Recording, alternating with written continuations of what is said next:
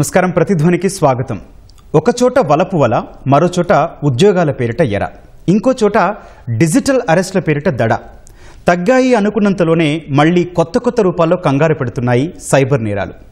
వేలు, లక్షల నుంచి కోట్ల రూపాయల వరకు కష్టార్జితం కాజేస్తున్నారు మోసగాళ్లు. విద్యార్థులు, వ్యాపారులు, ఉద్యోగులు, వృద్ధులు ఇలా ఎవ్వరినీ విడిచిపెట్టడం లేదు. కాల్స్, మెసేజ్లు, లింకులు ఇవే వారి ఆయుధాలు. బాధితుల కోరికలు, ఆశలు, త్వరగా లాభాలు పొందాలన్న తాపత్రయం ఇవే వారికి ఆసరా. సాధారణ ప్రజల నుంచి సెలబ్రిటీ వరకు వారి బారిన పడటం ఆందోళన కలిగిస్తోంది. కొన్ని కేసుల్లో ఖాతాలు మొత్తం కొల్లగొడుతుంటే మరికొన్ని కేసుల్లో దేశాలు దాటించి సైబర్ బానిసలుగా చేసుకుంటున్నారు. తక్షణం దిద్దుబాటు చర్యలపై అప్రమత్తం చేస్తున్న ఇవే పరిణామాలపై నేటి ప్రతిధ్వని. ఈరోజు చర్చలో పాల్గొంటున్న వారు సాయిశ్రీ గారు, Cyberabad cyber crime DCP Hyderabad నుంచి. అట్లాగే అనిల్ కుమార్ అనిశెట్టి గారు, డిజిటల్ ఫోరెన్సిక్ నిపుణులు ముంబై నుంచి. మేడం నమస్తే. సార్ నమస్తే అండి. నమస్తే. ముందుగా సాయిశ్రీ గారితో మొదలు పెడదాం. మేడం, తగ్గాయి అనుకున్నంతలోనే కొన్ని రోజులుగా కలవరపెడుతున్నాయి సైబర్ నేరాలు. అయితే ఇటీవల మీ వద్దకు వస్తున్న ప్రధాన ఫిర్యాదులు, సంఘటనలు ఏంటండి? ఇటీవల కాలంలో మనం చూస్తే ప్రధానంగా మన దగ్గరికి వస్తున్న ఇష్యూస్ వచ్చేసరికి ట్రేడింగ్ ఒకటి, అట్లానే జాబ్ ఫ్రాడ్ ఒకటి. పార్ట్ టైం జాబ్ ఫ్రాడ్ అంటది కదా, దాన్ని అని అంటారు. సో ట్రేడింగ్ వచ్చేసరికి మనకి జనరల్ గా ఏంటంటే ఇది ఒక ఐపీఓ వస్తుంది అదని టెలిగ్రామ్స్ అండ్ వాట్సాప్లలో గ్రూప్స్ లాగా ఫామ్ చేసి దీంట్లో ఇన్వెస్ట్ చేయండి, ఈ గ్రూప్ లో ఇన్వెస్ట్ చేయండి, దీంట్లో వీళ్ళకి ఇంత ఎక్కువ లాభాలు వచ్చాయి, సో మీరు మిస్ అవుతున్నారు, యాక్చువల్ గా మీరు కోల్పోతున్నారు ఈ ఆపర్చునిటీ. ఇట్లాంటి ఆపర్చునిటీ మళ్ళీ మళ్ళీ రాదు. మేము financial experts, trading experts, so మాకు తెలుసు మీరు ఇదే ఛాన్స్ మీది, మీరు చేయకపోతే కోల్పోతారు అని చెప్పి ఆ టెలిగ్రామ్స్ వాటిలలో వీడియోస్ అవి రిలీజ్ చేసి అమాయకుల్ని ప్రలోభ పెట్టి ఇన్వెస్ట్ చేయిస్తూ కాచేస్తున్నారు. ఇదొకటి ప్రధాన కారణం అవుతుంది. రెండోది జాబ్ ఫ్రాడ్. మనం అందరికీ తెలుసు, కొంచెం మార్కెట్ అది స్లోగా ఉండేసరికి జాబ్ ఆపర్చునిటీస్ తక్కువ ఉన్నాయి. ఈ తక్కువ ఉండే క్రమంలో మన గ్రాడ్యుయేట్స్, ఇది అయిన వాళ్ళు, పాస్ అయిన వాళ్ళు ఫ్రస్ట్రేషన్ లో ఏదో ఒక పార్ట్ టైం జాబ్ అయినా పర్లేదు అని చెప్పి జాయిన్ అవుతూ ఈ జాబ్స్ మీరు ఈ టాస్క్స్ అని ఇస్తారు. ఏంటి అంటే గూగుల్లోకి వెళ్ళి రివ్యూ ఇవ్వాలి, లైక్ చేయాలి, షేర్ చేయాలి, ఇవే టాస్క్స్ అంటారు. అది ఈ రోజు కాలంలో చాలా easiest task. Phone and Google అందరూ వాడే టెక్నాలజీ పరిస్థితిలో సో ఎవ్రీవన్ అరే ఎంతో కనీసం నా పాకెట్ మనీ వెళ్ళిపోతుంది కదా అని చాలా మంది ఆలోచించి టాస్క్ స్టార్ట్ చేస్తున్నారు. అండ్ దాంట్లో నువ్వు ఈ టాస్క్ సరిగ్గా చేయలేదు, సో నీకు పెనాల్టీ పడుతుంది, నీ మూలాన మా రేటింగ్స్ తగ్గుతున్నాయి, సో పెనాల్టీ పడుతుంది, ఇంత పెనాల్టీ కడితే నీది ఇంత అవుతుంది, నీకు ఇంత తప్పు చేసావు కాబట్టి నువ్వు ఇంత డబ్బులు కడితే నీకు నెక్స్ట్ టాస్క్ ఇస్తాం, లేకపోతే ఇవ్వం. ఇట్లా వాళ్ళని ట్రాప్ చేస్తూ ఆర్ ఇది నీకు ట్రయల్ మాత్రమే, ఇది కరెక్ట్ గా చేస్తే నీకు నెక్స్ట్ ఒక బెటర్ జాబ్ వస్తుంది, బెటర్ జాబ్ ఇప్పిస్తాను. ఇట్లా జాబ్ మార్కెట్ లో కూడా జాబ్ అన్న పేరుతోటి కూడా, పార్ట్ టైమ్స్ అన్న పేరుతోటి కూడా మోసాలు జరుగుతున్నాయి. ఇవి రెండు ప్రథమంగా ఈ మధ్య కాలంలో, అంటే గత 5-6 నెలల్లో మరీ విపరీతంగా చూస్తున్న ఫ్రాడ్స్ వచ్చేసరికి ఇవి రెండే అవుతున్నాయండి. మేడం సాయిశ్రీ గారు, అటువంటి లింక్స్ ఎక్కడి నుంచి వస్తున్నాయి, అసలు అవి ఏ లింక్స్ అనేది మీరు ట్రేస్ అవుట్ చేశారా? అంటే ప్రధానంగా ఈ దగ్గర నుంచి మీరు జాగ్రత్త పడాలని చెప్తారా? ప్రధానంగా ఎస్ అండి. దీనిలో మనము జాగ్రత్త అన్నది చాలా ఇంపార్టెంట్. అవేర్నెస్ అండ్ మన జాగ్రత్త మనం తీసుకోవడం చాలా ఇంపార్టెంట్. దీంట్లో ఏంటంటే ఈ లింక్స్ ఇవన్నీ ర్యాండమ్ నంబర్స్ నుంచి వాట్సాప్ అండ్ మన వాట్సాప్స్ కి మన మెసేజెస్ రూపంలో వస్తున్నాయి. ఇవి ఎక్కడంటే జనరల్ గా మనం ఏదో లోన్ తీసుకోవడానికో దేనికో ఎక్కడో ఒక దగ్గర ఫోన్ నంబర్ రాయడము, లేకపోతే ఈ మాల్స్ లో నించోని మీకు ఒక గిఫ్ట్ వస్తుంది అని చెప్పి మన phone number, date of birth అవి తీసుకుంటా ఉంటారు. అట్లా ఎక్కడో చాలా అనుకోని దగ్గర మనం షేర్ చేసిన మన డాటా నుంచి, మన ఫోన్ నంబర్స్ నుంచి వాళ్ళకి మెసేజెస్ వస్తాం. మన ఫోన్ నంబర్స్ స్కామ్స్టర్స్ దగ్గరికి వెళ్తాయి అండ్ అక్కడి నుంచి వాళ్ళకి they start giving us messages. ఇది మా టెలిగ్రామ్ గ్రూప్, టెలిగ్రామ్ లో గానీ లేకపోతే వాట్సాప్ లలో ఆర్ మెసేజెస్ రూపంలో కూడా వస్తున్నాయి. ఈ లింక్ తోటి మీరు జాయిన్ అవ్వండి ఫర్ ఫైనాన్షియల్ అవేర్నెస్ అని వస్తుంది. ఆ ఫైనాన్షియల్ అవేర్నెస్ నుంచి వాళ్ళు ఫర్దర్ తీసుకెళ్తారు. అండ్ మనం చూస్తే కూడా మనకి చాలా జనరల్ గా కూడా మనకి SMS మెసేజెస్ అవి వస్తూ ఉంటాయి. సో ఇక్కడ మనం జాగ్రత్తగా ఉండాల్సింది అండ్ గమనించాల్సింది ఏంటంటే, ఎక్కడి నుంచి కూడా ఏ ప్లాట్ఫామ్ నుంచి అయినా సరే మనం గనక ఇన్వెస్ట్ చేస్తే, ఇప్పుడు గనక మనం బ్యాంక్స్ అండ్ ప్రాపర్ గా ఇన్వెస్ట్ చేస్తే ఖచ్చితంగా మనకి ఒక అకౌంట్ అంటూ ఓపెన్ చేయిస్తారు. అదే అకౌంట్ లో మనం ప్రతిసారి డిపాజిట్ చేస్తాం మనీ అన్నది. బట్ ఈ అకౌంట్స్ అండ్ ఈ ఫ్రాడ్లలో ఏమవుతుందంటే ప్రతిసారి ఒక కొత్త నంబర్ ఇస్తారు.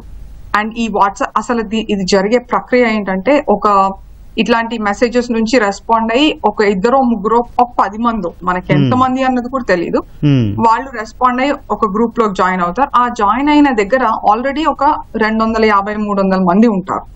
ఈ 300లో ఆ స్కామ్స్టర్స్ కి సంబంధించిన వాళ్ళే 20-30 మంది కలిపి ఉంటారు.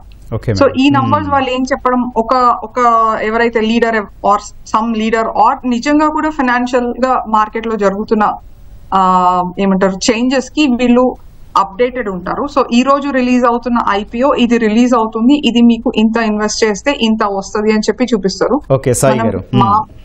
మనం మామూలుగా వెరిఫై చేస్తే కూడా నిజంగా కూడా మార్కెట్ లో ఆ IPO రిలీజ్ అవుతా ఉంటది 1-2 రోజుల్లో. సో మనం నిజమే నమ్ముతాం. సో అంత అథెంటిక్ గా నమ్మేస్తారు. ఒకసారి అనిల్ గారితో మాట్లాడదాం మేడం. షూర్ అండి. అనిల్ గారు, ఉద్యోగాల గురించి మాట్లాడదాం, ఉద్యోగస్తుల గురించి మాట్లాడదాం. ఉద్యోగాల పేరిట కూడా కొన్ని రోజులుగా సైబర్ నేరాలు పెరగడం చూస్తున్నాం. అయితే ఈ ఉద్యోగాల పేరిట నిరుద్యోగులకు గాలం వేస్తున్న ముఠాలు వారికి ప్రధానంగా ఎట్లాంటి ఆఫర్లు ఇస్తుంటాయండి? చాలా మంచి క్వశ్చన్ అండి. ఈ రోజుల్లో నేను మేడం గారు కూడా చెప్పినట్టు చాలా ఎక్కువగా జరుగుతున్న మోసాల్లో ఏంటంటే జాబ్ ఫ్రాడ్స్ అనేది ఒకటి చాలా ఎక్కువగా చూస్తున్నాము. ముఖ్యంగా దీని అండర్స్టాండ్ చేసుకుంటే ఎందుకు ఇవి ఎక్కువ జరుగుతా ఉన్నాయి అంటే, ఆర్టిఫిషియల్ ఇంటెలిజెన్స్ వచ్చిన తర్వాత కొంచెం మనం జాబ్స్ లో ఏం జరిగిందంటే కొంత లే ఆఫ్స్ రావటం అనేది ఒకటి జరగటం, ఒకటి రెండు కొంచెం రిక్రూట్మెంట్ తగ్గటం వల్ల అందరు కూడా ఏంటంటే ఏదో ఒక జాబ్ చేయాలి, ఎందుకంటే కొంత గ్రాడ్యుయేషన్ అయిపోయిన తర్వాత ఏదో ఒక జాబ్ చేయాలనే దాంట్లో వీళ్ళు ఉంటారు అనేది. వీళ్ళు ఏం చేస్తారంటే ఈ స్కామర్స్ ఫ్రాడిస్టర్స్ ఏం చేస్తారంటే across the globe A country కొంచెం ఫ్లరిష్ అవుతుంది అనేది ఐడెంటిఫై చేస్తారండి. ఇప్పుడు మీరు చూసుకుంటే మిగతా దేశాల కంటే కూడా కొంతవరకు మీరు చూసుకుంటే మన GDP రేట్ కానీ ఇవన్నీ కూడా గ్రోత్ రేట్ చాలా సస్టైనబుల్ గా ఉంది. సో ఇది ఫస్ట్ కారణం ఎందుకు మనల్ని టార్గెట్ చేస్తారు, ఇండియన్స్ ని ఎక్కువ ఎందుకు టార్గెట్ చేస్తారు అనే దాంట్లో ఫస్ట్ రీజన్ ఏంటంటే వీఆర్ సస్టైనబుల్ గ్రోత్ ఉంది, కొంత గ్రోత్ కూడా బిజినెస్ గ్రోత్ కూడా కొంతవరకు ఉంది. ఇది ఒకటి. రెండోది వచ్చేసి జాబ్స్ ఎప్పుడైతే మన గ్రాడ్యుయేషన్ పెరుగుతున్నారు, ఎందుకంటే మనం ఎప్పుడు చూస్తా ఉన్నాం 60% ఆఫ్ ది పాపులేషన్ మనకి యంగ్స్టర్స్ ఉంటారు. సో ఇక్కడ ఎక్కువగా ఉన్న వాళ్ళు ఎవరంటే గ్రాడ్యుయేట్ చేసిన వాళ్ళు, జాబ్ కోసం చూసేవాళ్ళు. ఇది సెకండ్ పాయింట్. వాళ్ళు ఎనాలిసిస్ లో ఏం చేస్తారంటే ఎక్కడ ఇన్వెస్ట్మెంట్ పెడితే, ఇందాక మనం అనుకున్నట్లు ఎక్కడ IPOలో ఇన్వెస్ట్ చేస్తే నాకు ఎక్కడ రిటర్న్ వస్తుందో, ఫ్రాడిస్టర్స్ కూడా వాళ్ళ టైం ఇన్వెస్ట్ చేయాలి, కొంత ఎకో సిస్టమ్, పీపుల్, టెక్నాలజీ అన్ని ఇన్వెస్ట్ చేసేటప్పుడు ఇవన్నీ కన్సిడర్ చేసుకుంటా ఉండటంలో ఇది ఒక రెండో రీజన్ ఏంటంటే యంగ్స్టర్స్ ఎక్కువ ఉండటం, గ్రాడ్యుయేషన్ ఎక్కువ ఉండటం. ఇది second reason. The third reason ఏంటంటే ఎప్పుడైతే మనకి జాబ్ ఫస్ట్ వీళ్ళు మేడం చెప్పినట్టు ఏంటంటే ఒక చిన్న జాబ్ తో స్టార్ట్ చేస్తారు. Like most of the crimes మీరు చూసుకుంటే ఇవి ఎక్కడ కూడా ఈమెయిల్ కమ్యూనికేషన్ కానీ ట్రెడిషనల్ గా వచ్చే పద్ధతి కాకుండా సోషల్ మీడియా ఛానల్స్ ని వీళ్ళు ఎక్కువ యూజ్ చేస్తారండి. ఫస్ట్ అండ్ ఫార్మోస్ట్ ఇలా కమ్యూనికేషన్ ఛానల్ మొత్తం కూడా వాట్సాప్ గ్రూప్, ఇన్స్టా గ్రూప్స్ ఉంటాయి, టెలిగ్రామ్ గ్రూప్స్ ఉంటాయి. ఎక్కువగా ఈ 3 గ్రూప్స్ ని ఎక్కువ కమ్యూనికేషన్ ఛానల్ కింద వీళ్ళు యూజ్ చేసుకుంటా ఉంటారు. చేసుకొని ఎప్పుడైతే ఎవరైతే దీనికి రెస్పాండ్ అవుతారో వాళ్ళు ఇనీషియల్ గా కొంత ఇన్వెస్ట్ చేస్తారు వీళ్ళ మీద. ఎలా అంటే ఫర్ ఎగ్జాంపుల్ మనందరికి తెలిసిందే, యూట్యూబ్ లో కనుక ఎక్కువ లైక్స్ వచ్చినా, ఎక్కువ ఫాలోవర్స్ పెరిగినా గానీ కొంత యూట్యూబ్ రిటర్న్ చేయడం అనేది ఒకటి. మేము లేటెస్ట్ గా చూసిన ప్రైమరీ క్రైమ్ ఇప్పుడు జరుగుతుంది ఏంటంటే ఆర్టిఫిషియల్ ఇంటెలిజెన్స్ కి కొంత డేటా ట్రైనింగ్ అనేది ఒకటి జరుగుతుందండి. అంటే రకరకాల ఫొటోస్ ఇచ్చి అప్లోడ్ చేసి ఆ ఫోటో యొక్క రీజన్ రాయటం. ఇది యాక్చువల్గా ఏంటంటే AI డెవలప్ అవుతున్నప్పుడు కొన్ని దేశాల్లో వాళ్ళు పెద్ద పెద్ద కంపెనీస్ ఇన్వెస్ట్ చేసి వాళ్ళు ఏం చేశారంటే డేటాని ట్రైన్ చేస్తారు, మోడల్ ని ట్రైన్ చేస్తూ ఉంటారు. అవి ఫొటోస్ కావచ్చు, మన లొకేషన్ ఉన్న ట్రీస్ కావచ్చు, ప్లాంట్స్ కావచ్చు, ఫ్లవర్స్ కావచ్చు, సేమ్ కేస్ స్టడీని వీళ్ళు ఇక్కడ పబ్లిష్ చేస్తారండి. అక్కడ నిజంగానే మనీ వచ్చి ఉంటాయి, ఎందుకంటే అవన్నీ చూపిస్తారు. ఇక్కడ వీళ్ళు ఇది పబ్లిష్ చేశారు, కావాలంటే ఈ ప్రాంప్ట్ వాడుకొని చూడండి. ఇట్లా ముందు మనల్ని నమ్మిస్తారు. ఈ లైక్స్ కొట్టడం ఒకటి, రెండు మీరు ఏఐని ట్రైన్ చేస్తున్నారు. ఆర్టిఫిషియల్ ఇంటెలిజెన్స్ ఇప్పుడు ఎక్కువ భూమి ఉంది కాబట్టి మీకు ఎక్కువ పే చేస్తాం. కాకపోతే ఏంటంటే రకరకాల ఫొటోస్ పెట్టాలని చెప్పి ఇనిషియల్ వీళ్ళు ఎలా స్టార్ట్ చేస్తారు, ఫర్ ఎగ్జాంపుల్ ఒక 500 రూపీస్ దగ్గర నుంచి స్టార్ట్ చేసి అప్ టు 10,000 20,000 కొంతమందికి 1 lakh పే చేయడం కూడా జరుగుతుంది అనమాట. ఎప్పుడైతే ఈ అమౌంట్ వీళ్ళకి రావడం జరిగిందో ఈ గ్రాడ్యుయేట్స్ ఏం జరుగుతుంది, వాళ్ళ ఫ్రెండ్స్ కి ఇది ఒక చైన్ నెట్వర్క్. చిన్నగా వాళ్ళు ఏం చెప్తారంటే మా దగ్గర ఇంకా ఎక్కువ వర్క్ ఉంది, మీ దగ్గర ఉంటే చూడండి. సేమ్ మనకి పోంజీ స్కామ్ ఎలాగైతే ఒకప్పుడు ఒక ట్రీ లాగా అంతా జరుగుతుందో సేమ్ వీళ్ళు ఇలా లూర్ చేసి ఒక్కొక్కరు ఇన్వెస్ట్ చేసిన తర్వాత వీళ్ళకి ఏం చేస్తారంటే ఒక అకౌంట్ లో వీళ్ళకి ఏం చూపిస్తారంటే, ఒకప్పుడైతే ఇది బిట్ కాయిన్ రూపంలో చూపించేవాళ్ళు, మీకు ఇన్ని బిట్ కాయిన్స్ ఉన్నాయి దీని వర్త్ ఇంత అని చూపించేవాళ్ళు. ఇప్పుడు వీళ్ళే ఒక వెబ్సైట్ క్రియేట్ చేసి ఫేక్ అకౌంట్ లో మీరు చేసిన ఈ ట్రైన్ చేసిన దానికి కానీ లేదా మీరు చేసిన ఈ జాబ్ కి ఇంత అమౌంట్ ఇన్ని lakhs of rupees ఉన్నాయని చెప్పి వీళ్ళ అకౌంట్ లో చూపిస్తా ఉంటారు. ఎప్పుడైతే ఈ నిరుద్యోగుల్లో ఎవరో ఒకళ్ళు ఆ డబ్బు డ్రా చేసుకుందామని ట్రై చేస్తారో అప్పుడు వాళ్ళకి నిజం తెలుస్తుంది. వాళ్ళు ఏం చెప్తారంటే, ఫర్ ఎగ్జాంపుల్ ఇందులో మీకు ఒక 30 lakhs చూపించాను అనుకోండి, విత్డ్రా చేయడానికి వెళ్ళినప్పుడు వీళ్ళు ఏం చెప్తారంటే మీకు ఇప్పుడు విత్డ్రా కాదు అకౌంట్ సీజ్ అయి ఉంది, సో మీరు ఇంత ట్యాక్స్ పే చేస్తే అంటే ఈ కంట్రీలో మేము యుఎస్ నుంచో లేకపోతే పలానా కంట్రీ నుంచి చేస్తున్నాము ఇక్కడ ట్యాక్స్ ఇంత కట్టాలి, ఇది కడితే మీరు విత్డ్రా చేసుకోవచ్చు అని చెప్తారు. సో అట్లా వీళ్ళ దగ్గర నుంచి మళ్ళీ మనీ వెనక్కి తీసుకుంటారు. అలా మనీ తీసుకొని కొన్ని రోజులకి అది డిజపేర్ అవుతుంది. ఇక్కడ మనం గుర్తుపెట్టుకోవాల్సింది ఏంటంటే ఆ బ్యాంక్ అకౌంట్ కానీ లేదా మనకి ఏదైనా క్రిప్టో కరెన్సీ రూపంలో చూపిస్తున్న కాయిన్స్ ఏవి కూడా వ్యాలెట్స్ అనేవి ట్రూగా ఉండవండి. చూడటానికి ఆ వ్యాలెట్ కంపెనీ ఉంటుంది, ఆ డబ్బులు ఉంటాయి. ఇప్పుడు ఆర్టిఫిషియల్ ఇంటెలిజెన్స్ లో ఒక వ్యాలెట్ ని తయారు చేయడానికి హార్డ్లీ 5 to 10 minutes పడుతుంది. ఎవరైనా తయారు చేసుకోవచ్చు. ఫేక్ బ్యాంక్ అకౌంట్ ని చూపించవచ్చు, దాంట్లో మనీ ఉన్నట్లు కూడా వీళ్ళు నమ్మించవచ్చు. సో ఈ రెండింటిని మనం గుర్తుపెట్టుకోవాలి. యాక్చువల్గా వీటి మీద మనకేంటంటే ఒక బ్యాంక్ లో డబ్బులు చూపించారంటే మన అండర్స్టాండింగ్ ఏంటంటే ఎస్పెషల్లీ మన తెలుగు స్టేట్స్ లో డబ్బులు ఉన్నట్లే అంటే మనకు ఒక ట్రస్ట్, బ్యాంక్ అనేది ఒక ట్రస్ట్. బ్యాంక్ అకౌంట్ లో డబ్బులు కనిపించినాయి అంటే నిజంగా అకౌంట్ లో మనకి మనీ ఉన్నాయని. సో ఇలా వీళ్ళు ఒక ఛానల్ ని ఎస్టాబ్లిష్ చేసుకుంటారు, లైక్ సోషల్ మీడియా ఛానల్స్ ని ఎస్టాబ్లిష్ చేసుకుంటారు. ఇప్పుడు ట్రెండీగా ఉన్న ప్రాబ్లమ్ స్టేట్మెంట్ ని ఐడెంటిఫై చేస్తారు, లైక్ ఆర్టిఫిషియల్ ఇంటెలిజెన్స్ కి మీరు ట్రైన్ చేస్తున్నారని లేకపోతే ఈ లింక్స్ మీద ఎక్కువ రేటింగ్స్ కోసం మీరు క్లిక్ చేస్తున్నారని నమ్మిస్తారు. కొంత రిటర్న్ ఆన్ ఇన్వెస్ట్మెంట్ ఇస్తారు, అంటే వాళ్ళు ఏదైతే వర్క్ చేస్తారో కొంత ఇన్వెస్ట్ చేసిన తర్వాత మనీ పే చేయడం జరుగుతుంది. ఫైనల్ గా ఒక వెబ్సైట్ ఒక వ్యాలెట్ క్రియేట్ చేసి దాంట్లో మనీ చూపించి లాస్ట్ స్టేజ్ లో వీళ్ళు మనీ అనేది వీళ్ళ దగ్గర నుంచి లూట్ చేయడానికి ట్రై చేస్తారండి. ఇది కంప్లీట్ మోడస్ ఆపరెండీలో ఉంటుంది. And most important last point ఏంటంటే, ఒకప్పుడు ఈ స్కామ్ లో ఏం జరిగేదంటే మనీ మ్యూల్స్ దగ్గర నుంచి ఒక బ్యాంక్ అకౌంట్ లోంచి మనీ తీసుకోవాలంటే ఏదో ఒక మ్యూల్ అకౌంట్ కి పోయిన తర్వాత వాళ్ళు అక్కడ నుంచి విత్డ్రా చేసుకునేవాళ్ళు. ఇప్పుడు వచ్చిన బ్యాంకింగ్ టెక్నాలజీలు వీళ్ళు ఏం చేశారంటే సులభతరం చేయడానికి మీరు ఓన్ గా ఒక మోడల్ పెట్టుకొని ఎప్పుడైతే అమౌంట్ దీంట్లోకి వస్తాయో ఈ అమౌంట్ ఇంతెంతగా స్ప్లిట్ అయిపోయి, ఫర్ ఎగ్జాంపుల్ 1 lakh రూపీ ఒక అకౌంట్ లో వస్తే 5,000 రూపీస్ కాడికి ఒక 20 అకౌంట్స్ లోకి డిఫరెంట్ అకౌంట్స్ లోకి వెళ్ళాలనుకోండి. మీరు ఒక చిన్న ఏఐలో ఒక చిన్న ప్రోగ్రామ్ స్క్రిప్ట్ రాసి వదిలేస్తే ఆటోమేటిక్ గా అది డిఫరెంట్ అకౌంట్స్ పంపించేస్తుంది. ఇమీడియట్ గా వాళ్ళు అక్కడ నుంచి మల్టిపుల్ అకౌంట్స్ పంపిస్తూ ఉంటారు. సో మనం ఇదివరకు ఎట్లా ఉండేదంటే 1930 రాకముందు మనం ఫ్రీ చేయడానికి కొంచెం గోల్డెన్ అవర్ పీరియడ్ ఉండేది అకౌంట్ ని ఫ్రీ చేయడానికి. ఇప్పుడు ఆ అవకాశం కూడా లేదనమాట. వీళ్ళంతా స్టడీ చేసుకుని ఇంత అడ్వాన్స్ టెక్నాలజీ అండ్ టీమ్స్ ఉంటారండి. ఇదండి.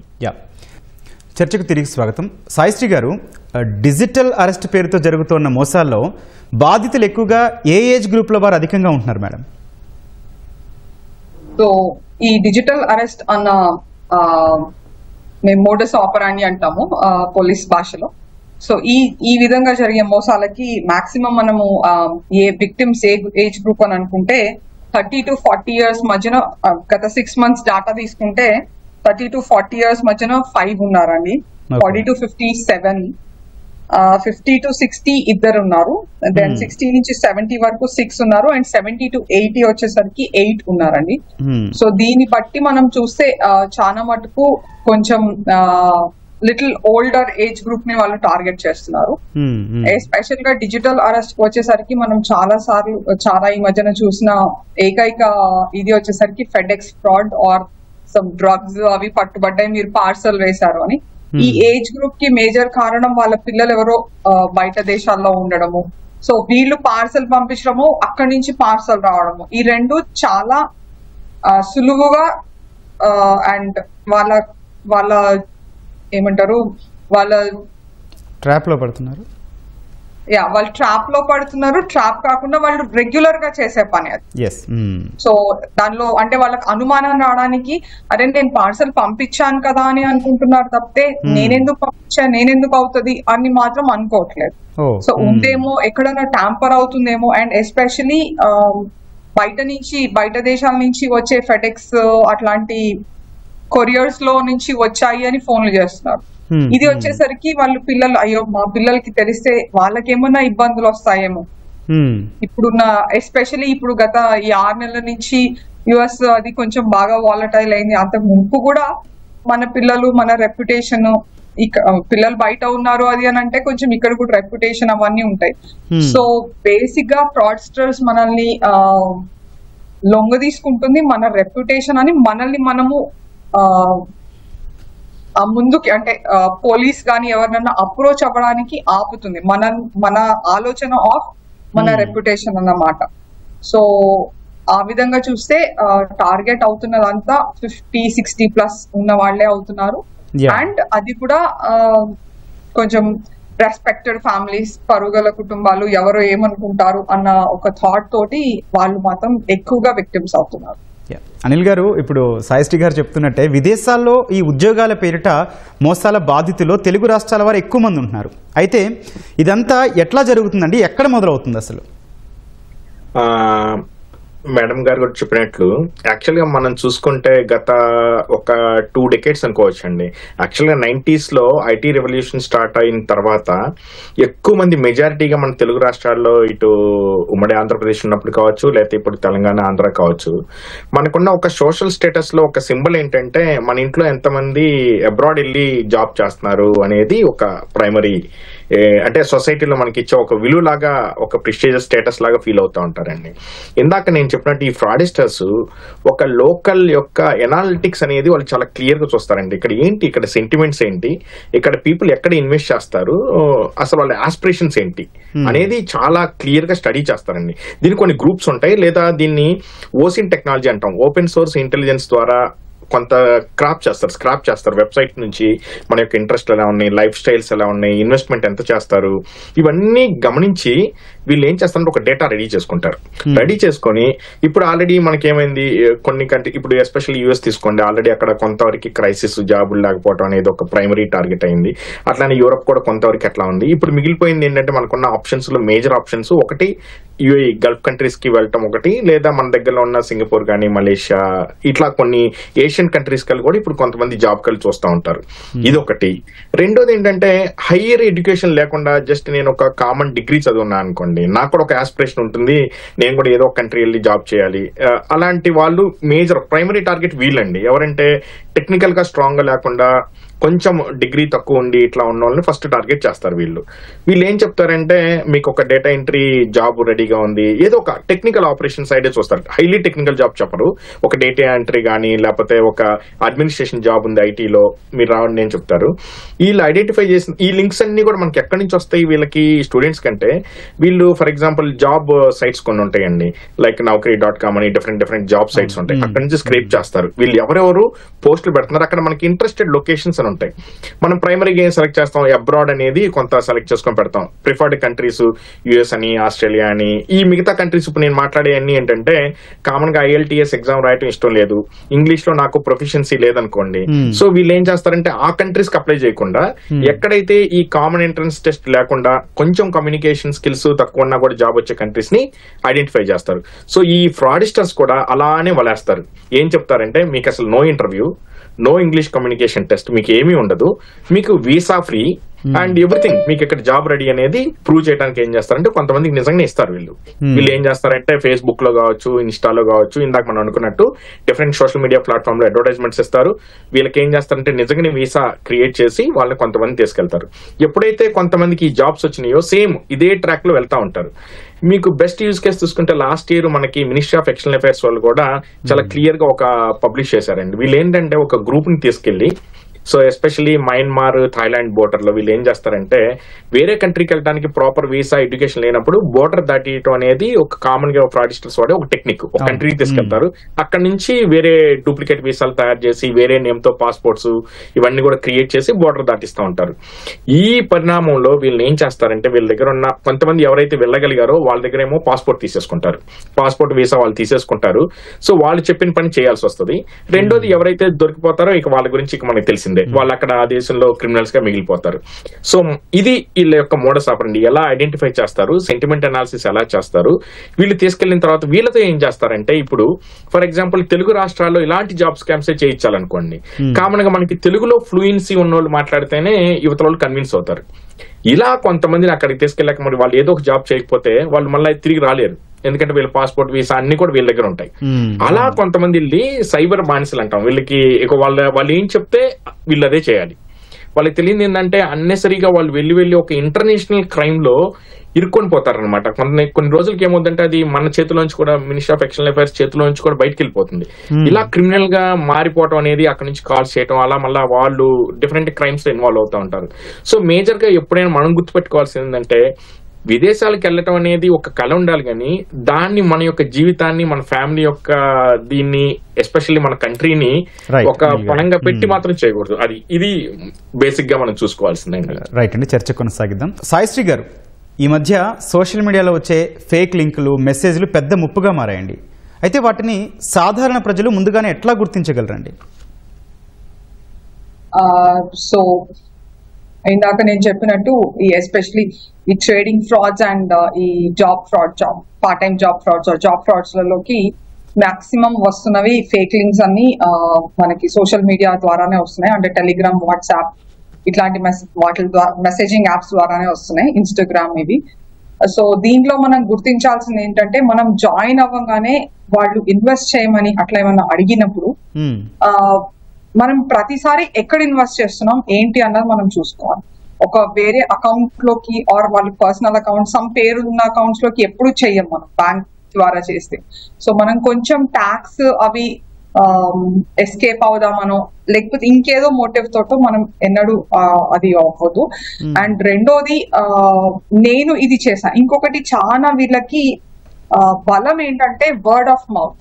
నాకు రూపాయి నేను ఇట్లా సంపాదించాను అని నేను నమ్మగానే నేను నా ఫ్రెండ్స్ అండ్ ఫ్యామిలీకి ఇది పలానాది ఒకటి ఉంది, నేను ఇది చేస్తున్నాను, నేను చాలా డబ్బులు దాచుకున్నాను, మన రూపాయి 10,000 అయిపోయింది, 10-15 రోజుల వ్యవధిలోనే నేను ఇట్లా చేస్తున్నాను అని మనమే పబ్లిసిటీ ఇస్తాం. సో అట్లా ఇచ్చి అదే గ్రూపులలోకి వాళ్ళని లాగడము, వాళ్ళని చేయడము చేస్తాం. సో ఈ సోషల్ మీడియాలో వచ్చిన ఈ మెసేజెస్ ఇవన్నీ కూడా ప్రతిదీ కూడా ఇది నిజము కాదు అనే నమ్మకంతో మనము మొదలు పెట్టాలి. అప్పుడే మనము దీనికి అడ్డుకట్ట అన్నది వేయగలుగుతాము. అండ్ సోషల్ మీడియాలో వచ్చిన ప్రతిదీ నిజం కాదు. నార్మల్ గా కూడా ఇప్పుడు మనం వాట్సాప్ వాటిలలో కూడా ఇది హెల్త్ కి మంచిది, అది హెల్త్ కి మంచిది కాదు, ఇట్లా చేయండి, కొత్త స్కీమ్ వస్తుంది, లైక్ ఇట్లాంటి లింక్స్ అన్ని కూడా చాలా మటుకు మనకి గవర్నమెంట్ ఆఫ్ ఇండియా ఆర్ మన స్టేట్ గవర్నమెంట్స్ లాంచ్ చేసిన స్కీమ్ కి లింక్డ్ గా ఒక ఇస్తారు అనమాట. అంటే ఇది మీరు జాయిన్ అవ్వండి, జన్ ధన్ యోజనలోకి జాయిన్ అవ్వడానికి అని చూసాము. రీసెంట్ గా అయితే మనము వాటర్ బిల్స్ కనెక్షన్స్ పోతాయి, మీరు ఇది క్లిక్ చేసి మీ బిల్ పే చేయకపోతే అని చెప్పి వచ్చినాయి లింక్స్. అట్లా చాలా కామన్ గా నడిచే ఒక అంటే ప్రజలకి అనుమానం రాకుండానే ఉండే జాగ్రత్తలు వాళ్ళు తీసుకుంటారు. బట్ మన జాగ్రత్త మన చేతిలో ఉంది అని మనం నమ్మి ప్రతిదీ ఫేకే, ఇది కరెక్ట్ కాదు అని మనం నమ్మిన రోజున మనం దీన్ని ఆపగలుగుతాం. ఓకే అండి, మనతో పాటు చర్చలో వినోద్ బాబు గారు, blue cloud Softech solution CEO గారు పాల్గొన్నారు. నమస్తే అండి. నమస్కారం సార్. వినోద్ గారు, ప్రధానంగా ఈ హనీ ట్రాప్, సెక్స్ అటార్ష్ కేసులు గతంతో పోల్చితే భారీగా పెరుగుతున్నాయి. అయితే కారణాలు ఏంటండి? అట్లాగే బాధితులు ఆర్థికంగా ఎట్లాంటి నష్టాలు చవి చూస్తున్నారు? మేజర్గా సెక్స్టార్షన్, హనీ ట్రాప్ అనేది ఇంతకు ముందు ఎక్కడో దూరంగా వినేవాళ్ళం. పాశ్చాత్య దేశాల్లో, తర్వాత నార్థన్ పార్ట్ ఆఫ్ ఇండియాలో ఎక్కువగా మనం వింటా ఉండేవాళ్ళం మొదట్లో. బట్ ఇప్పుడు ప్రతి ఊర్లో, ప్రతి పల్లెటూరు నుంచి కూడా సెక్స్టార్షన్ కేసెస్, దాని బాధితులు చాలా మంది కనపడతారు. రీజన్ ఏంటి అంటే, మేజర్లీ వాళ్ళు టార్గెట్ చేస్తుంది సీనియర్ సిటిజన్స్, తర్వాత మేజర్లీ ఐటీ ఎంప్లాయీస్ కావచ్చు, వివిధ ఏరియాస్లో వర్క్ చేస్తున్న వాళ్ళందరినీ టార్గెట్ చేస్తాం. సో దీనికి కారణం ఏంటి అంటే, ఒకటి ఏదో రకమైన దానికి అట్రాక్ట్ అవటం. ఒకసారి ఏదైనా ఒక లూరింగ్ మెసేజ్ వస్తే, ఒక ఆకర్షణీయమైన మెసేజ్ వచ్చి, సో వాళ్ళు ఒక ఇమేజ్ పంపించిన వెంటనే సో వీళ్ళకు లైఫ్లో ఉన్న ఏదో ఒక చిన్న గ్యాప్, ఒక వీకెస్ట్ పాయింట్ని తీసుకొని వాళ్ళు ఎక్స్ప్లాయిట్ చేస్తాం అన్నమాట. సో దానివల్ల ఏం జరుగుతుందంటే, majority of the sex trap cases అన్నింటిలో, సెక్స్టార్షన్ కేసెస్ అన్నింటిలో కూడాను మొదట అదొక సింప్లిఫైడ్ ఈజీ ఒక ఫ్రెండ్లీ చాట్గా మొదలై సబ్సిక్వెంట్గా అది ఎక్స్ప్లాయిటేషన్కి దారి చేస్తుంది. ఆ ఎక్స్ప్లాయిటేషన్ దారి తీయడం కూడా ఎలా అవుతుందంటే వాళ్ళ ఇనిషియల్గా వాళ్ళ ఇన్ఫర్మేషన్ అంతా రాబట్టడం, మాట్లాడుతున్నప్పుడు వాళ్ళ వీకెస్ట్ ఇష్యూస్ అన్నింటినీ ఐడెంటిఫై చేయటం, వాళ్ళ ఫ్యామిలీ మెంబర్స్ ఎవరో తెలుసుకోవడం, వాళ్ళ ఫేస్బుక్ అకౌంట్స్ మ్యాప్ చేయడం, ఆ తర్వాత వాళ్ళని బెదిరించడం, బ్లాక్మెయిల్ చేయడం మొదలు. సో ఇది బిగ్గెస్ట్ ఛాలెంజ్ సెక్స్టార్షన్ పరంగా.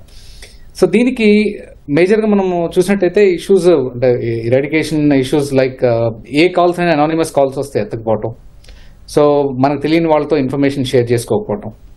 ఒకవేళ సెక్స్టార్షన్ బారిన పడినట్టయితే, హనీ ట్రాప్ బారిన పడినట్టయితే దానికి ఒక మితం లేదు. మీరు ఒక 5,000తో మొదలు పెడతారో, 2,000తో, 3,000తో, 5,000తో మొదలు పెట్టి అది లక్షకి వెళ్ళిపోతుంది సాయంత్రం వరకు.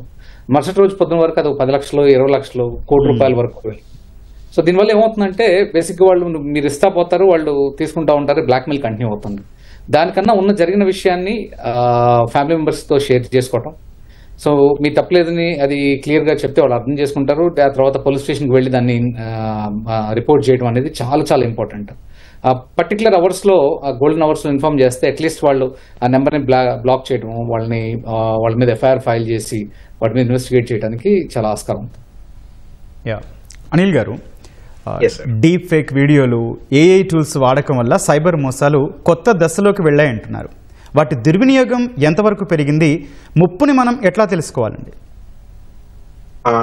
ఇప్పుడు రాబోతున్న కొత్త క్రైమ్, ఇప్పటి వరకు మనం చూస్తున్న ఈ క్రైమ్స్ ఏవైతే జాబ్ ఫ్రాడ్స్ అని, ఇన్వెస్ట్మెంట్ ఫ్రాడ్స్ అని, హనీ ట్రాప్ అని ఇవైతే ఉన్నాయో వీటికి కొత్త రంగు పూసుకొని ఏదైతే కృత్రిమ మేధని యూజ్ చేసుకొని, ఆర్టిఫిషియల్ ఇంటెలిజెన్స్ యూజ్ చేసుకొని ఇంకొంచెం సులభతరం. ఒకప్పుడు ఇది ఎలా ఉండే అంటే అండి, ఒక పర్టికులర్ కంట్రీలో మన లాంగ్వేజ్ వచ్చిన వాళ్ళు ఉంటే మాత్రమే ఈ కాల్స్ చేసి వాళ్ళని మిగతా వాళ్ళని అట్రాక్ట్ చేయడం, లేదా ఒక మెసేజ్ పెట్టాలన్నా లోకల్ లాంగ్వేజ్, ఫర్ ఎగ్జాంపుల్ నాకు తెలుగు రాకపోవచ్చు, అక్కడ ఎవరైతే ఆ కంపెనీ ఆపరేట్ చేస్తున్నారో వాళ్ళు, సో ప్రాపర్ ఇంగ్లీష్ ఉండకపోవచ్చు, లేదా ఏదైనా ఒక లాంగ్వేజ్ లో చేయాలి అంటే కొంచెం కష్టతరంగా ఉండేది. ఈ ఆర్టిఫిషియల్ ఇంటెలిజెన్స్ ఎప్పుడైతే వచ్చిందో దీంట్లో ఫస్ట్ వీళ్ళు స్టార్ట్ చేసిందే లాంగ్వేజ్ ట్రాన్స్లేషన్.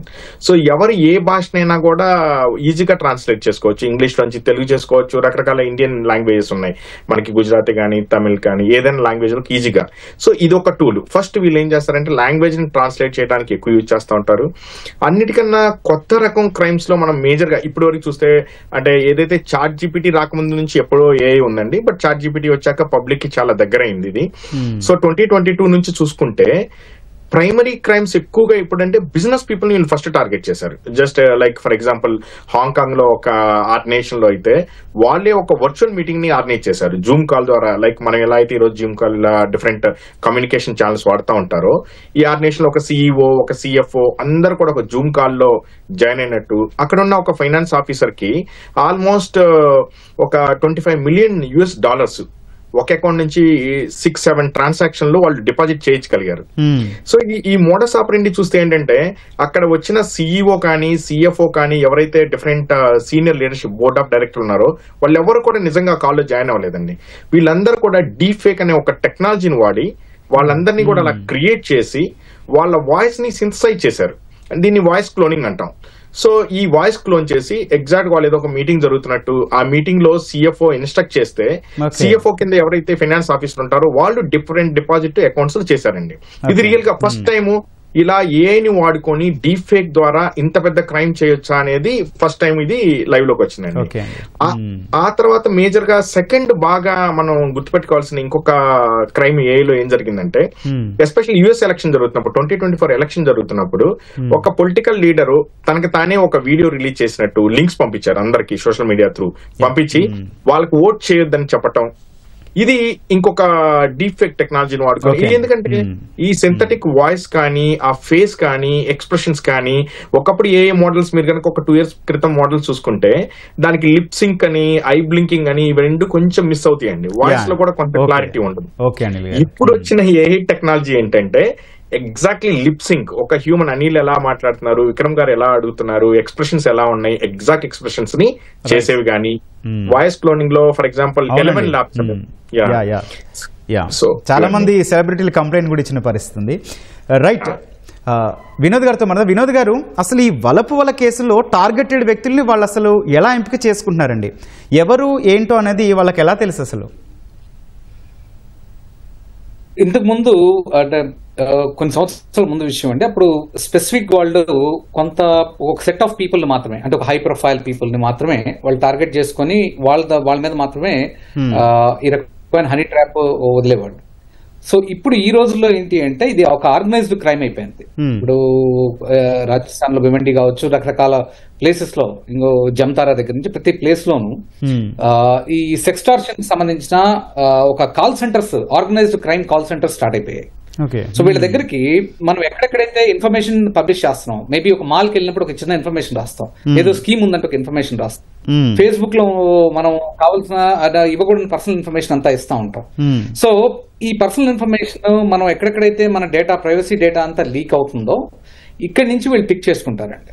ఇది మోరల్లెస్ చెప్పాలంటే ఒక వైల్డ్ హంట్ లాంటిది. అంటే స్పెసిఫిక్ గా టార్గెటెడ్ బేస్డ్ దానికన్నా కూడా మొట్టమొదట వాళ్ళు వైల్డ్ హంట్ లో ఒక ఆటో డైలర్స్ పెట్టి కాల్ చేయడం మొదలు పెట్టారు ఇప్పుడు రోజుల్లో. అండ్ మోర్ ఇంపార్టెంట్లీ మీరు చూసినట్టయితే వీకెస్ట్ టార్గెట్స్ ని ఫస్ట్ వీళ్ళు చూస్ చేసుకుంటారు. అంటే ఎలాంటి వాళ్ళు అంటే సూపర్ యాన్యుయేషన్ అయిపోయి రిటైర్మెంట్ తర్వాత రిటైర్మెంట్ బెనిఫిట్స్ ఉండుంటాయి. ఓకే, వాళ్ళు ఫేస్బుక్ లో ఎక్కడో గవర్నమెంట్ ఎంప్లాయీస్ అనో ఇంకోటి ఇన్ఫర్మేషన్ పెడతా ఉంటారు. సో ఇలాంటి వాళ్ళని చూస్ చేసుకుని బేసిక్ గా వాళ్ళ మీద ఫస్ట్ టార్గెట్ పెడతారు. సో దట్ ఏమవుతుంది, వాళ్ళకు ఒక లోన్లీనెస్ ఉంటుంది ఆ పెద్ద వయసులో. సో వాళ్ళు కొంచెంసేపు మనం ప్రేమగా సాఫ్ట్ గా మాట్లాడితే వాళ్ళు తొందరగా కనెక్ట్ అవుతారు. సో ఇలాంటి వాళ్ళని టార్గెట్ చేసుకుని మొట్టమొదటి వాళ్ళ మీద అటాక్ చేయడం జరుగుతుంది. ఆ తర్వాత రెండు ఏంటి అంటే, మనం ఏదైతే పబ్లిసైజ్ చేస్తాం, ఒక పెద్ద కారు కొన్నామనో, ఒక పెద్ద ఇల్లు కొన్నామనో, ఏదో ఇది సోషల్ మీడియాలో పెట్టే ఇన్ఫర్మేషన్ దీన్ని మన అగైనెస్ట్ వాడటానికి ఉపయోగిస్తారు. సో బేసిక్ గా ఎక్కడెక్కడి నుంచి అయితే మనం ఒక ఫారెన్ ట్రిప్ వెళ్తున్నాం అంటే ఇతని దగ్గర డబ్బు ఉంది, సో ప్రాబ్లీ ఇతను ట్రై చేయొచ్చు. సో అలా మ్యాప్ చేయడం జరుగుతుంది. సో ఇది కేవలం ఒక సెట్ ఆఫ్ పీపుల్ కనే కాకుండా ఇంతకుముందు ఎప్పుడో ఇది సెక్స్టార్షన్, హనీ ట్రాప్ లో ఒక సెట్ ఆఫ్ పీపుల్ మాత్రమే ఉండేవి. ఒక బ్యూరోక్రాట్స్ కావచ్చు, లేదా ఒక వెల్దీ పీపుల్ కావచ్చు, వీళ్ళు ఎవరికైనా ఒకళ్ళ వరకే సెట్ ఉండేది. బట్ ఇప్పుడు ఇది వైల్డ్ గూస్ హంట్ లాగా అయిపోయింది. అంటే ఇది ఆన్ ఫ్లై డైలర్ తో, ఆటో డైలర్స్ తో రన్ చేస్తున్నారు. రైట్, చర్చకు తిరిగి స్వాగతం. సాయిశ్రీ గారు, కొంతకాలంగా మళ్ళీ మహిళల విషయంలో స్పై కెమెరాల సమస్య కూడా ఆందోళన కలిగిస్తోంది. అయితే వాటిని ఎట్లా గుర్తించాలి, ఎలాంటి జాగ్రత్తలు తీసుకోవాలి? So security and especially women సెక్యూరిటీకి వచ్చేసరికి స్పై కెమెరాస్ అనేవి చాలా బిగ్ టైమ్ ఇష్యూ అయిపోయినాయి.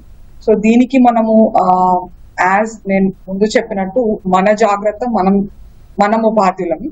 సో దానికి విమెన్ జనరల్ గా వెళ్తున్నప్పుడు ఎంత హడావిడిగా ఉన్నా, ఎంత అర్జెన్సీలో ఉన్నా, ఎస్పెషలీ స్పై కెమెరాస్ ఈ hotel rooms or wash rooms or change rooms, ఇక్కడ అంటే స్విమ్మింగ్ పూల్స్ కానీ అట్లాంటి change rooms or trial rooms malls లలో అట్లా ఉండొచ్చు.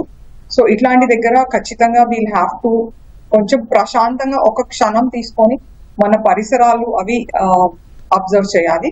దీనిలో ఎక్కడైనా ఇంకొక చిన్న టెక్నికే అనుకోండి, ఎట్లా అంటే ఇప్పుడు మనం చెక్ చేస్తున్నాం, ఎక్కడన్నా అనుమానం వచ్చింది, ఈ స్క్రూ కి ఏంటోగా ఉంది, ఆర్ ఈ స్క్రూ అవుట్ ఆఫ్ ప్లేస్ ఉంది, ఆర్ ఈ లైట్ కి ఈ స్క్రూ అక్కర్లేదు, అట్లా ఏమన్నా అనిపించిన దగ్గర మనము జనరల్ గా మనకి ప్రతి ఒక్కరికి ఇప్పుడు ఫోన్ ఉంది. సో ఫోన్ లో మన బ్యాక్ కెమెరాకి టార్చ్ లైట్ ఏదైతే ఆన్ చేసుకొని మనం దాన్ని చూస్తామో, అక్కడ గనక కెమెరా ఉంటే లైట్ రిఫ్లెక్ట్ అవుతుంది. మనం కెమెరాలో చూస్తున్నప్పుడు మనకు తెలుస్తుంది ఆ లైట్ రిఫ్లెక్ట్ అవుతుంది. సో అట్లా మనకి అంటే ఆ లెన్స్, కాబట్టి కెమెరా అన్నది లెన్స్, బేసిక్ సైన్స్ అనమాట. సో కెమెరా లెన్స్ కాబట్టి అది నార్మల్ గా కాకుండా లైట్ ని రిఫ్లెక్ట్ చేస్తుంది మన వైపు. సో అది గమనించవచ్చు అనుమానం వచ్చిన దగ్గర. అండ్ ఇలానే ఎస్పెషల్లీ మనం చూస్తే ఈ ప్లేసెస్ లో కార్నర్స్ కానీ, స్క్రూస్ దగ్గర కానీ, లాక్ దగ్గర కానీ ఇట్లాంటి దగ్గర అమరుస్తుంటారు. ఆర్ లైట్ దగ్గర కూడా జనరల్ గా లైట్ బ్రైట్నెస్ పక్కన మనకి కనిపించకుండా, అంటే ఇట్లా మనం ఒకసారి ఇట్లా తలెత్తి చూసినా చేసినా లైటే కనిపిస్తుంది తప్పితే పక్కన ఉన్న చిన్న ఇది కనిపించదు. కాబట్టి లైట్స్ దగ్గర అట్లా అమరుస్తూ ఉంటారు. సో దాన్ని మనము పసిగట్టడము. అండ్ ఇంకొకటి అన్నిటికంటే ఇంపార్టెంట్ ఏంటంటే, ఒక అనుమానం వచ్చింది, మీరు చేయలేదు, అలాంటప్పుడు వెంటనే ఆ ప్లేస్ నుంచి బయటికి వచ్చి call for help or approach police. దీనిలో ఒకటి మనం గుర్తించాల్సింది ఏంటంటే మనము విక్టిమ్, అంటే ఎస్పెషలీ ఉమెన్ వచ్చేసరికి వాళ్ళు విక్టిమ్. ఆ విక్టిమ్ ని మనం పోలీస్ స్టేషన్ కి వెళ్ళాలన్నా నాకెందుకు వచ్చింది, నన్నెందుకు అడుగుతారు, ఇట్లాంటివన్నీ చాలా చాలా చాలా ఆలోచనలలో చాలా మంది అప్రోచ్ కూడా బిఫోర్ అప్రోచ్ అయ్యేసరికి అది టూ లేట్ అవుతుంది. సో అట్లాంటి ఎక్కడన్నా ఏదన్నా వాళ్ళ సెక్యూరిటీ కాంప్రమైజ్ అయింది, వాళ్ళ ఇది కాంప్రమైజ్ అయింది అని అనుకున్నప్పుడు, డీసెన్సీ కాంప్రమైజ్ అయింది అన్న అనుమానం ఏమన్నా వస్తే ఇమీడియట్ గా మనము if the approach the local police, మన దగ్గర పరికరాలు ఉంటాయి టు చెక్ వెదర్ కెమెరా ఉందా లేదా, అది కెమెరా అన్నా కాదా అన్నది డిబగ్ చేయడానికి అండ్ చెక్ చేయడానికి we do have Cyberabad police and Telangana police దగ్గర ఉన్నాయి డిబగింగ్ డివైజెస్. అండ్ అట్లానే ఒకటే కాకుండా ఒకవేళ ఏమన్నా రికార్డ్ చేసినటువంటి పరిస్థితులలో అది బయటకి పబ్లిక్ డొమైన్లలో పెట్టకుండా, పెట్టినా కూడా పుల్ డౌన్ చేయడానికి కూడా మనము రిక్వెజిషన్స్ అవి పంపించి ఆ వీడియోస్ ని వాటిని వెంటనే మనం సర్క్యులేషన్ అండ్ సోషల్ మీడియాస్ నుంచి డిలీట్ చేయించగలుగుతాము. సో దీంట్లో మనము జాగ్రత్తగా ఉండాల్సింది ఎంత ఇంపార్టెంటో అంతే ఇంపార్టెంట్. ఒకవేళ గనక ప్రాబ్లం అంటూ వస్తే వితౌట్ ఎనీ హెసిటేషన్ పోలీస్ ని ఫస్ట్ అప్రోచ్ అవ్వడం చాలా ఇంపార్టెంట్. ఓకే సాయిశ్రీ గారు, రైట్. వినోద్ గారు, సడన్గా ఎవరో అన్నోన్ నెంబర్ నుంచి కాల్ లేదా వీడియో కాల్ వస్తుంది, ఏదో పనిలో ఉండి పొరపాటున ఆ కాల్ లిఫ్ట్ చేస్తాం. అట్లాంటి టైంలో ఎలా మనల్ని మనం రక్షించుకోవాలి, ఎందుకంటే జరుగుతున్న సంఘటనల దృష్ట్యా?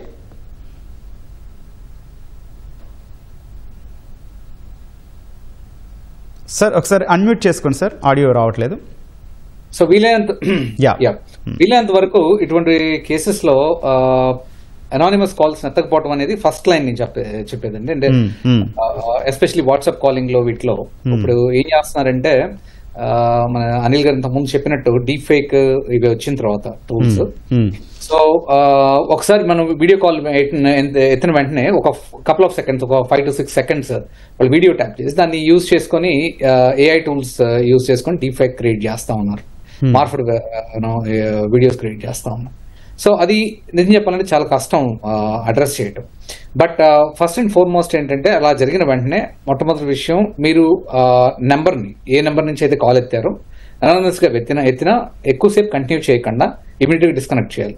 డిస్కనెక్ట్ చేసిన తర్వాత వాళ్ళతో ఫర్దర్ ఎటువంటి కమ్యూనికేషన్ లేకుండా వాళ్ళని బ్లాక్ చేయడం అనేది ఇంపార్టెంట్ అండి. వాట్సాప్ లో కానీ వాళ్ళు ఏ మీడియం ద్వారా కమ్యూనికేట్ చేశారో ఆ మీడియం నుంచి. జస్ట్ ఇన్ కేసు ఒకవేళ వాళ్ళు ఆల్టర్నేట్ మీడియం చూస్ చేసుకొని మళ్ళీ కాల్ చేస్తా ఉన్నట్టయితే ఇమీడియట్ గా అది మీరు దగ్గరలో ఉన్న పోలీస్ స్టేషన్ కానీ ఇంకో కంప్లైంట్ ఇవ్వడం అనేది బెటర్ వే.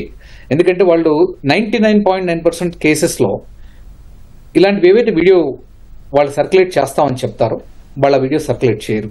చాలా కేసెస్లో ఈవెన్ పోలీస్ వారికి కూడా తెలిసిన విషయం ఏంటంటే, వాళ్ళు రికార్డ్ చేసిన వీడియోని సర్క్యులేట్ చేస్తామని భయపెడతారు.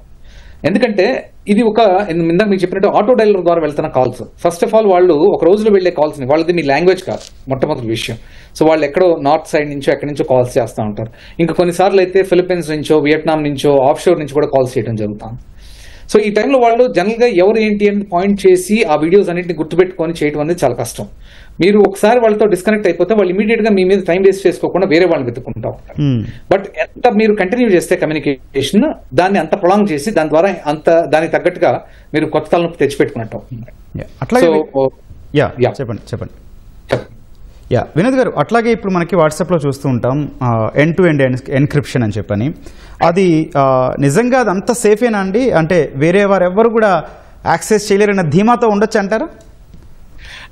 Good question sir. అదే బేసిక్ గా వాట్సాప్ లో ఉన్న ఎన్క్రిప్షన్ ఏదైతే ఉందో, మనం సైబర్ సెక్యూరిటీలో సిఐఏ అంటామండి, కాన్ఫిడెన్షియాలిటీ, ఇంటిగ్రిటీ, అవైలబిలిటీ అనేది ఒక ట్రయాడ్ అని పిలుస్తాం సైబర్ సెక్యూరిటీ. సో ఈ వాట్సాప్ లో ఉన్న ఎన్క్రిప్షన్ ఏదైతే ఉందో ఇది పేర్డ్ ఎన్క్రిప్షన్ అంటారు. అంటే పబ్లిక్ ప్రైవేట్ కీస్ ఉంటాయి. అంటే ఫర్ ఎగ్జాంపుల్ నేను మీతో మాట్లాడుతున్నట్టయితే మీ కీది నాది పేరు అవుతే, సో మన ఇద్దరి మధ్యన కమ్యూనికేషన్ సేఫ్ గా ఉంటుంది. కానీ దాంట్లో ఏ డేటా అయితే పంపించామో అది కాన్ఫిడెన్షియాలిటీ. ఆ డేటాని ఎన్క్రిప్ట్ చేయట్లే కేవలం. అంటే ఫర్ ఎగ్జాంపుల్ మీకు నాకు మధ్య జరుగుతున్న ఒక సంభాషణని మూడో వ్యక్తి ఎవరైనా ఒకళ్ళు దానిలోకి ఎంటర్ అయి వినటం కుదరదు. ఎందుకంటే ఈ రెండింటికి పేరు అవుతేనే కమ్యూనికేషన్ నడుస్తాను.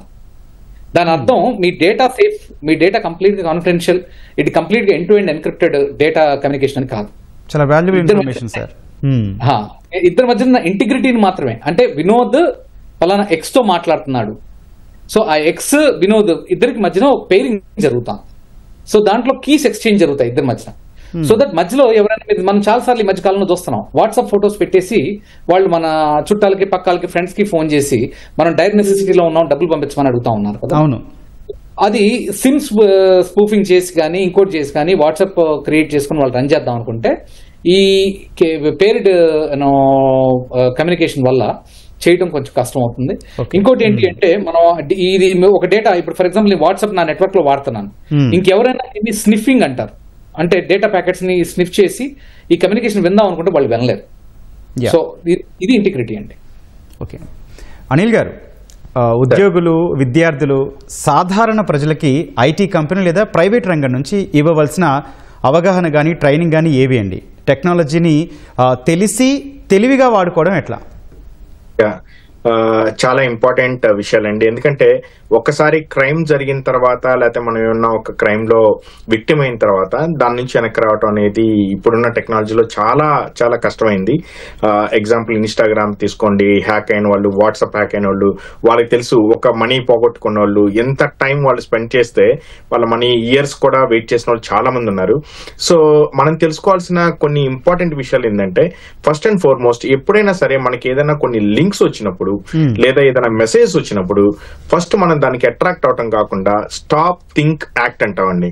ఎనీథింగ్ టెక్నాలజీలో మనకి ఏది వచ్చినా కూడా స్టాప్, ఒక నిమిషం దాన్ని క్లిక్ చేయబోయే ముందో చూడబోయే ముందో ఒక్క నిమిషం ఆగండి.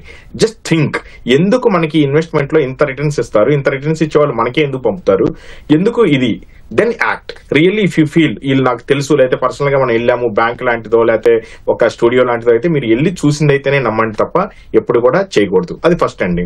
సెకండ్, అవగాహనలో మనం చూసుకోవాల్సింది ఏంటంటే, ఎవరైతే మనుషులు ఇక్కడ మనం సపోజ్ ఈ టీవీ డిబేటే జరుగుతుంది, అనిల్ లాగా కొన్ని వందల మందిని క్రియేట్ చేసుకోవచ్చు, విక్రమ్ గారి లాగా కొన్ని క్వశ్చన్స్ అడిగే ఒక వ్యక్తుల్ని కూడా ఇప్పుడున్న టెక్నాలజీలో క్రియేట్ చేసుకోవచ్చు.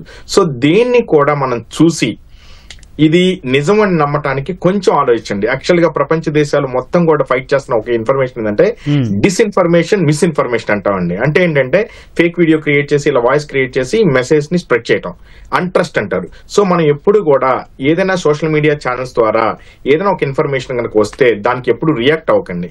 ఏదైతే అథెంటిక్ ఛానల్కి, ఈటీవీ లాంటి కమ్యూనికేషన్ ఛానల్కి వీళ్ళకి కొన్ని ప్రోటోకాల్స్ ఉంటాయి, వీటి నుంచి వచ్చిన వాటిని మాత్రమే మీరు నమ్మండి తప్ప దయచేసి ఇలా ఎప్పుడూ కాకూడదు. ఇది సెకండ్ పాయింట్ అండి. అంటే ఆడియో, వీడియో ఇప్పుడు క్లోనింగ్ జరుగుతుంది, డీప్ ఫేక్స్ ఇవన్నీ ఉన్నాయి కాబట్టి మనం చూసుకోవాల్సిన సెకండ్ దండి. థర్డ్ ఇంపార్టెంట్ ఆస్పెక్ట్ మనం చూసుకోవాల్సింది మేజర్గా ఏంటంటే, ఈ టెక్నాలజీ అనేది ఒక గన్ లాంటిది. దీన్ని అందరి చేతులకి ఈ రోజు వచ్చేసింది. దాన్ని ఎలాగ వాడుకోవాలి, ఎలా యూజ్ చేసుకోవాలి అనేది ఖచ్చితంగా మన ఫ్యామిలీ మెంబర్స్ కూడా కొన్ని బేసిక్ హైజీన్ టిప్స్ అనేది, అది ప్రైవేట్ కంపెనీస్ కావచ్చు, గవర్నమెంట్ ఎంప్లాయీస్ కావచ్చు, యూజర్స్ కావచ్చు. ఫస్ట్ అండ్ ఫార్మోస్ట్ అండి ప్రైవసీ సెట్టింగ్స్. ఇప్పుడు మనం మాట్లాడుకున్న హనీ ట్రాప్ కావచ్చు, లేకపోతే ఈ క్రైమ్స్ అన్నిటికీ మేజర్ ఇన్ఫర్మేషన్ ఏంటంటే మన ఓన్ ఇన్ఫర్మేషన్ మనం ఇవ్వటం వల్ల. సో ఫస్ట్ మనం ప్రైవసీ సెట్టింగ్స్ ఎనేబుల్ చేసుకోవాలి.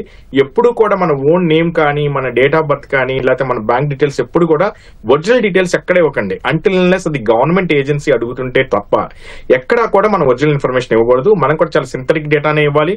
మన ఓన్ ఫోటోగ్రాఫ్స్ ఇవ్వకండి, జస్ట్ ఎమోజీస్ ని వాడుకోండి. ఇలా ఇన్ఫర్మేషన్ ప్రైవసీ సెట్టింగ్స్ ఎనేబుల్ చేసుకోండి. ముఖ్యంగా రెండోది, వాట్సాప్ కానీ, ఇన్స్టాగ్రామ్ కానీ, ఫేస్బుక్ కానీ, టెలిగ్రామ్ వాడుకునేటప్పుడు మల్టీ ఫ్యాక్టర్ అథెంటికేషన్ లేదా 2 స్టెప్ వెరిఫికేషన్ అనే ఒక సెక్యూరిటీ సెట్టింగ్ ఉంటుందండి. ఖచ్చితంగా దీన్ని ఎనేబుల్ చేసుకోవాలి. అదేవిధంగా సిమ్ కార్డ్ కనుక మన మొబైల్ ఫోన్ పోతే ఆటోమేటిక్ గా సిమ్ కార్డ్ ఎవరి దగ్గర దొరుకుతుందో వాళ్ళు మన వాట్సాప్ అకౌంట్ ని యాక్సెస్ చేయడానికి పాసిబిలిటీ ఉంటుంది. ఖచ్చితంగా సిమ్ కార్డ్ కి అయితే పిన్ నెంబర్ ని యాక్టివేట్ చేసుకోండి. సో మీ వాట్సాప్ అకౌంట్ కి 2 ఫ్యాక్టర్ అథెంటికేషన్ పెట్టుకోండి, ఈ సిమ్ కార్డ్ కూడా పిన్ నెంబర్ ని ఎనేబుల్ చేసుకోండి. అప్పుడు ఈవెన్ దో మన సిమ్ కానీ మొబైల్ ఫోన్ లాస్ట్ అయినా కూడా అవతల వాళ్ళకి మన డేటా పోకుండా ఉంటుంది. ఇది థర్డ్ స్టెప్ అండి. మోస్ట్ అన్నిటికన్నా ఇంపార్టెంట్ మనం చూసుకోవాల్సిందంటే, ఎప్పుడైనా మనం సైబర్ క్రైమ్ బారిన పడితే, ఫర్ ఎగ్జాంపుల్ హనీ ట్రాప్ లోనే పడ్డారు, ఓకే, లేదు మన వీడియోస్ వస్తాయి అనుకోకుండా మనం ఎవరికో షేర్ చేసాము, అది బ్రేకప్ అయింది, సో వాళ్ళు వీడియోస్ తో ఇలా చేస్తారు అంటే మన ముందు మళ్ళా అదే ఏఐని మీరు కూడా వాడుకోండి. ఇదంతా ఏఐ జనరేట్ చేసిన వీడియో, ఏది కూడా నా ఓన్ కాదు. సైకలాజికల్ గా మనల్ని ఎవరైతే డిస్రెస్పెక్ట్ చేస్తున్నారో వాళ్ళు మీరు చాలా స్ట్రాంగ్ గా ఫైట్ చేయాల్సింది ఏంటంటే, ఇట్స్ ఏఐ జనరేటెడ్ వీడియో, వాళ్ళు ఏఐతోని ఈ టెక్నాలజీని వాడారు అని మీరు నమ్మించండి, మీరు కూడా బలంగా నమ్మండి. సో ఏదైతే ఫ్రాడిస్టర్ ఒక టెక్నాలజీని వాడుతున్నారో అదే టూల్ మనం వాడితేనే ఇప్పుడున్న ఈ క్రైమ్స్ నుంచి బయటపడగలం. అనిల్ గారు, ఓకే, థ్యాంక్ యూ. చర్చలో పాల్గొన్న ధన్యవాదాలండి సాయిశ్రీ గారు, అనిల్ గారు, వినోద్ గారు. ఇది నేటి ప్రతిధ్వని. నమస్కారం.